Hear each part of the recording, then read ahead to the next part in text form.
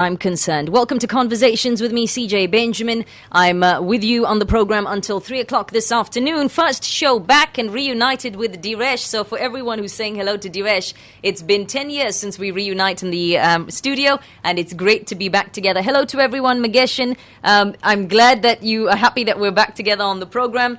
I've missed doing the show, but we've got a content for you today that we need to, in my opinion, clear the air on what's been going on. And if you listen to the spokesperson from the Department of Education, he's suggesting to us quite clearly, there's information out on social media that's become viral that is not necessarily true. And this requires from us, from a very mature perspective, to qualify this content, to understand the merits of the content, what's accurate, what's not, and then to table a discussion.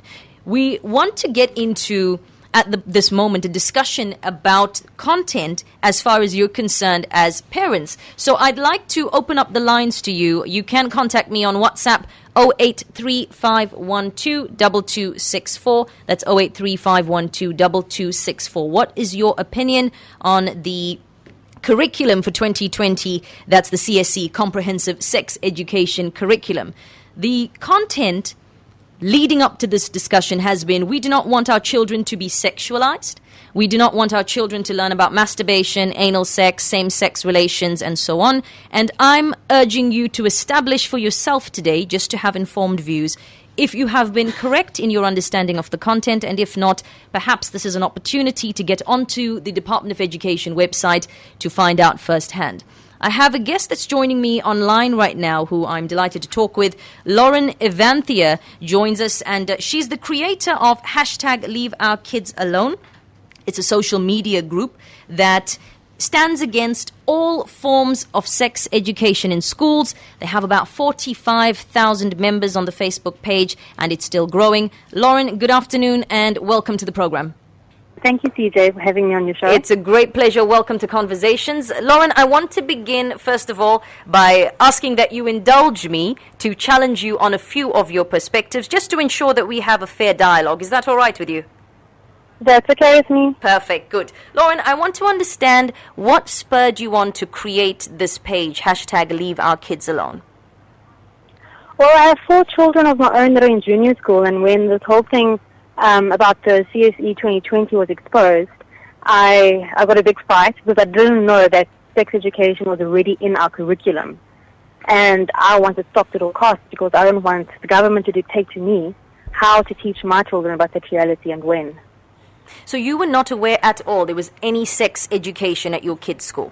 No, not at all. When I was in school, it was only taught at high school, and it was only one class. It wasn't part of a compulsory curriculum that we graded on and that we are examinated on. So from your perspective as a parent, so I'm just asking as a parent, not necessarily from the group point of view. As a parent, do you believe that the only person or people that should educate on sex are parents? Parents and whoever supports you in the community. It can be religious organizations, it can be even NGOs, it can be anyone that you are willing to, it's your choice as a parent. And I think government has no place in our private lives. Government does not understand that they are stepping into our homes. They have no right to do so. They're not there to do that. They're not there to take over the role of parents, even if parents are not doing a good job.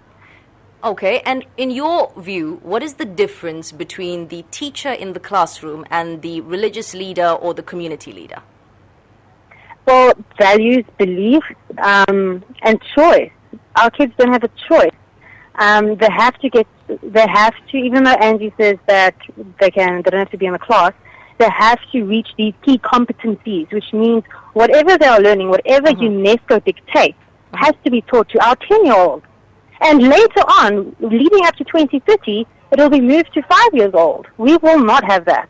So I will not allow my kids to do that. Sure, and I respect that as a parent, because I understand as a parent you want to protect your babies and you want to ensure that the content that they receive is from a respected source. So I'm completely with you and I can understand that. But I want to ask, do you believe that in South Africa, given our rape statistics, teenage pregnancy statistics, and the fact that children are having sex, let's not pretend that they're not, do you believe that sex education is necessary? Not in the way, not when it comes to government enforcing the education. I've spoken to a few social workers and psychologists about this. The education that is in the curriculum is not going to improve any of those things or fix any of those issues. And UNESCO themselves, in the UNESCO document, their studies prove that their CSE had almost little to no effect on any of the changes that they wanted to see. Okay, so document which anyone can go and download themselves. The curriculum that you're referencing, is it the curriculum that's currently, as of today, on the Department of Education website, or are you referring to the stuff that's circulating on social media? I'm referring, no, the things on social media, there's a lot of fake news on social media. Sure. And who knows who's planted it. I'm talking about comprehensive sexuality education, which is currently in our curriculum. Right. And now what is happening, what this whole fuss is about, is that the Department of Basic Education wants to strengthen sexuality education by forcing the teachers to follow very specific scripted lesson plans. Because Elijah himself has said, teachers have not been teaching us. Now they're forcing it through these SLPs. They have received money from a United States International Agency for Developing Countries. They've received money already. It's a done deal in their eyes to enforce this. And to me, and what I've written about this, government is hiding their failure. The reason there are social ills, the reason there's teenage pregnancies, alcohol abuse, drug abuse, STDs, is because of social ills, because of poverty. So because our government cannot govern this country, they are trying to indoctrinate our children, which is just going to increase the social ills exponentially. I just want to come in here, Lauren, because I think you've raised an interesting point. There's a few things I want to discuss with you. First of all, we're talking now about social ills and poverty, and therefore we have all these issues. But do you really think that the relationship between promiscuity is due to poverty? Do you think that only poor kids are having sex? No, well, not at all, no. But I do think that in poor communities, studies have been done, in poor communities the rates of teenage pregnancies are higher. Then you also have the problem of teenagers having relationships with older men because they are in poverty. They are trapped in a poverty cycle, and therefore these child predators approach teenagers. So why doesn't the government sort out these perpetrators that are essentially raping teenagers in our classrooms? Lauren, I want why not deal with the perpetrator? I want to say something to you, just from a personal point of view. You know, I've been to school 19 years ago, so it makes me quite an old girl. But 19 years ago, I was at a school sports. I was very young, and these 4 boys were caught in our locker rooms, in our toilets, in the stadium. Girls were on their knees. Condoms were strewn all around. This is not by any means a school associated to poverty. I want to be very clear. This is not at all a group of learners who are below average students at all. They come from very good, upstanding homes. I can attest to it. So my contention is that whilst I can agree about the rate of prevalence, I don't believe that poverty and or the area that you come from dictates the level of sexual activity or promiscuity. I don't believe that that's the case. I can respect your view on it, but I think that by saying government is enforcing it to protect themselves because of social ills, when you were a child, where did your sex education come from, if you don't mind me asking? My mother, at the age of 11 years old, and very graphically. I come from a very progressive, liberal household, and I'm speaking from experience. I think I was over-sexualized as a child. So you believe you were over-sexualized when mom told you in graphic details what sex was? Well, not just that. It's a whole lot more. But what I want to get back to your initial question about poverty and also affluent areas. I understand that children have sex. They experiment. They do crazy things. Yes. I'm not blind to that. I was also a child once. Yes, but exactly. I do not think that this education, this CSE curriculum or any sex ed is going to change the fact that certain kids will experiment. We're looking at a much bigger picture than just teenage experimentation here. Sure, I can understand. So let's talk about that for a moment. One, you mentioned, 10 years old and 5 years old. I'm of the opinion, and I think V will back me up on this, there should be age-appropriate content, always. The conversation I have with my 8-year-old niece is not going to be the conversation I have with my 12-year-old nephew and 14-year-old nephew, right? So there's age-appropriate content. Sure. I know that you're of the opinion that sex should not be taught at school at all.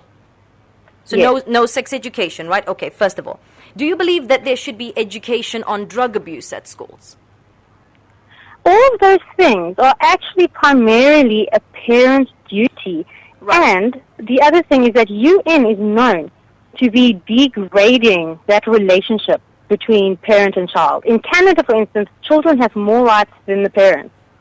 The parent-child relationship is continuously being undermined, and it plays to a larger global agenda to completely break down the family unit. You believe I think this, that's a that topic there's for going to another be, show. you believe that there will be a breaking down of the family unit if sex is There discussed already at school? is. There How absolutely so? already is. In many ways, in media already with what's happening at school, in the political system in countries, the political systems in countries that oppress people. We are oppressed in South Africa. Lauren, Our system is like a Trojan horse. We are oppressed. 1994 didn't give anyone freedom. So this is to keep those in power in power. Well, so if our children are completely just broken down, they have no more relationship with their parents, they're over-sexualized at a super young age, what kind of adults are they going to turn into? You can't tell me that children are already struggling, learning this junk, learning about the difference between vaginal and anal sex, learning that they can masturbate, is actually going to help them in their communities, in their homes that are already dysfunctional. well, It's not a solution. Here's what I want to say very quickly. Firstly, I think that you need to get onto the department website today to destigmatize all of the content we just shared, because this conversation about masturbation, this conversation about anal and vaginal sex, all of those things are not necessarily as we believe it. Okay? I just want to read for you on the exactly what it entails, what it actually says, all right? So if we go to masturbation, online it says students are taught about masturbation and how it's perfectly normal. The section actually includes lesson talks about changes adolescents experience during puberty, and it refers the learners to talk to parents or doctors as a good way to have information and ask questions. So I want to say quite categorically, this is directly from the curriculum. Now, I want you to understand that I'm not against your view, nor am I against contesting what we believe in. If we don't believe that something is appropriate for our kids, under the Constitution, under the human rights, we have every right to go to the mill on this and to really take people on. But I believe, Lauren, it requires accurate information to ensure we have informed views. Just to go further, grade 8s will have their teacher describe what happens during vaginal, oral, and anal sex. Why? No, hold on. Why? I'm reading what you believe. Now I'm going to go into what's accurate, all right? That's what we've read online. It says on the website, on the curriculum, there is no such lesson or activity for the grade 8s in this curriculum. So I'm suggesting to you quite respectfully that whilst I appreciate your view and I respect as a parent that you have every right to decide how your child is educated, I'm with you, Lauren. You should. But I think we must have accurate information about what we're contesting. I have based everything I've said on what Elijah Mklangu himself has said in radio interviews and in press releases. I've based everything that I've said on what Angie Macheka has said herself in response to many of these things and in initial letters earlier. What do you suppose has happened here? What do you suppose has happened here? Do you think that the curriculum has changed? I think the Department of... no, that it hasn't. The curriculum hasn't changed. CSE has always been there. Teachers have refused to teach it. Now the Department of Basic Education is forcing scripted lesson plans on teachers that already received money to implement these changes. This is a UNESCO-driven thing. There's a larger global agenda at play, and if we let this continue in our schools, in 10 years' time, we're going to see a complete degradation of society. So I want to just ask you one more question before I say goodbye to you. Do your children have cell phones? No, they do not. And what age not would you, one of them. what age would you believe it's appropriate to have a cell phone? When they're at the house and have their own job. So your children will have cell phones like 18, 21, right? Yes, around 18. There. And do your children... maximum. Okay, 18. Do your children have access to the internet? No. No, they've never been online? Never I used have, Google? I sit, if they, I don't let them Google, I don't let them type a thing into the computer. If I want to put on a documentary for them, I am with them. Sure. I respect that, and I think that it's we have encyclopedias. Okay, good. Yeah. People have forgotten about that. Yeah, we had them when I was a child too. You bring back memories, Lauren. But Lauren, the point that I'm getting to is our children are going to, by virtue of access to the internet, in some way or the other, self-educate. And I'm suggesting that education in a controlled environment on material that you as a parent are privy to is more valuable than a porn site? I have two things to say on that. Firstly, if a parent is going to give their children access to the internet unrestricted, then that parent needs to give their children very precise sexual education. Secondly, if a child does come across porn at a young age, we need to incorporate legislation in this country that can lock that parent up for neglect and abuse. Because it's a parent's duty to make sure that if they are allowed to use the internet, that they have the internet under responsible circumstances only, that there are measures in place to make sure that they don't come across inappropriate content. So we need legislation to prosecute parents that allow their children to just have free access. How ridiculous is that? Imagine just letting your child out in the middle of the town to explore any shop that they want to, Adult World or whatever they want to go to. You don't do that in real life. But parents are getting these devices without any restrictions. It's crazy. But what if we're just frank for a moment and just very honest and candid with each other? It's happening though, right? How many children, if you walk into a mall, how many children do you see under the age of 12 walking around with smartphones? And whilst I can appreciate, listen, if I were a parent, I think I'd be a crazy parent because I'd be paranoid every 5 seconds about what my babies are being exposed to. But I'm also of the opinion that there's a realism to accept at the moment, that this material is out there, it's at their fingertips, and even if they don't access it themselves out of respect for what you've taught them, a friend would introduce them to such material anyway. And I think this is why parents have such a massive responsibility on their shoulders. I still don't understand why anything you're saying means government has the right to step inside our homes and dictate how we parent our children. Government has no place to do that. Have we forgotten that we live in a democracy, in a free country? We do not live in a communist state where every movement of ours is tracked and monitored and controlled. We live in what is supposed to be a free, democratic country. And I hear you. But it's not looking like it. I hear you on that. And I just want to conclude on your question about what I have to say has to do with all of this. I'm saying that we send our kids to school for up to 8 hours a day in environments where they're taught many subjects that will prepare them for the rest of their lives. They get career education, they get education on various topics. And it is now a reality that children are going pregnant to schools and children are engaging in sexual activity at schools. So for me, it makes sense that we would start bringing in those conversations at a school level with their peers, with a teacher that we trust and respect, well, hopefully. But I respect your views, Lauren. That's what I want to say. And as a parent, it is your duty to stand on the shoulders of whomever is required to get your voice heard. So we want to wish you all the best and your page, and we will be watching as you continue to grow. Thank you very much, CJ. Take care. Bye-bye. So it's obviously going to be a hot topic.